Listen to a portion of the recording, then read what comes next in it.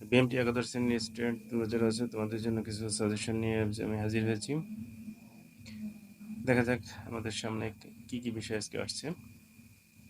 1 নম্বর যেটা আছে সেটা হচ্ছে খতিয়ানকে সকল বইয়ের রাজা বলা হয় কেন? খতিয়ানকে সকল বইয়ের রাজা বলা হয় কেন? 2 নম্বর যেটা আছে নগ্ন বই জাবেদা ও খতিয়ান উভয় ব্যাখ্যা করো। 3 নম্বর যেটা আছে হিসাব বিজ্ঞান কি, ইহার কার্যাবলী আলোচনা করো। 4 নম্বর যেটা আছে কোন কোন ধরনের ভুল রেয়ামিলে ধরা পড়ে না, এবং সর্বশেষ 5 নম্বর যেটা দেখাচ্ছে একতরফা দাখিলা পদ্ধতি কি। এই 5টি প্রশ্ন নিয়ে তোমাদের সামনে হাজির হয়েছি। তোমাদের পরীক্ষায় কিন্তু 3টি প্রশ্নের উত্তর বাধ্যতামূলকভাবে মানে আবশ্যিকভাবেই দিতে হবে। এছাড়া 3টে অঙ্ক বিষয়ে তোমাদের অ্যাটেন্ড করতে হবে।